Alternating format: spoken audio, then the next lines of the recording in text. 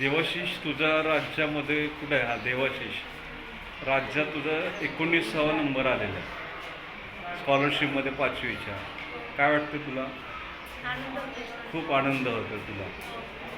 बरं बरं, कसा अभ्यास केलास तू? मी उन्हाळ्यापासून मला सुरुवातीला उन्हाळ्यापासून असंच वाटत होतं की मी मी नुसता स्कॉलरशिप धारकच व्हावं एवढंच माझ्या मनात होतं. बाकी मला राज्यात यावं असं मला काही वाटत नव्हतं.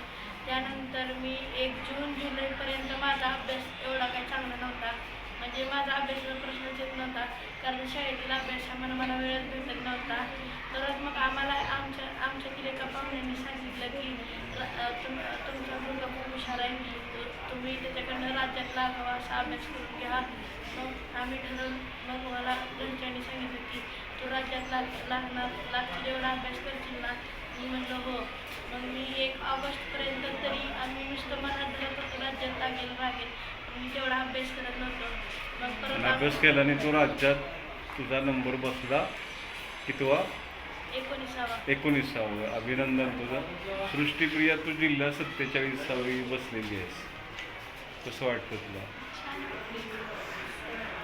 अच्छा, कशी तयारी केलीस तू? म्हणजे मी एप्रिल मेमध्ये जेव्हा क्लास सुरू झालेले तेव्हा तुमच्या स्कॉलरशिपचा जास्त पोर्शन लागलेला, कारण की जून जुलैपासून 8वीचा अभ्यास, त्याच्यानंतर मी 8वीच्या अभ्यास करत होतं.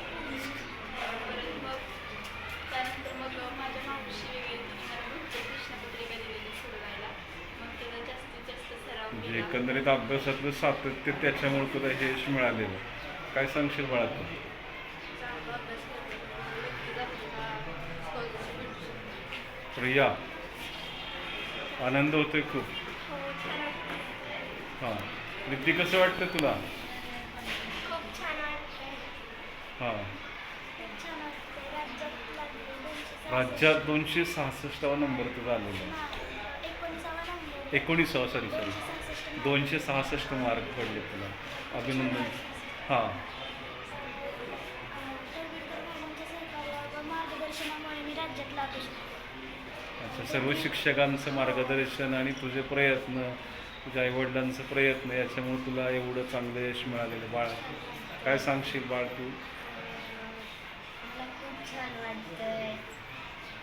मला सर्व शिक्षकांच्या मार्गदर्शनामुळे मी इथपर्यंत पोहोचली आहे. आता 8वीला पण असंच तू शिष्यवृत्ती धारक हो, यासाठी तुला शुभेच्छा आहेत. बाळा, बोल. खूप छान वाटतंय. सर्व शिक्षकांच्या मार्गदर्शनामुळे कामेडच्या सरांच्या सर्व शिक्षकांच्या मार्गदर्शनामुळे आपल्याला इतकी छान मार्क पडली. शिष्यवृत्ती झाली. घरच्यांना पण खूप आनंद होत असेल आहे ना? होतोय का आनंद? ठीक आहे, तर पुन्हा एकदा तुम्हाला सर्वांना तुमच्या पुढील वाटचालीसाठी शुभेच्छा.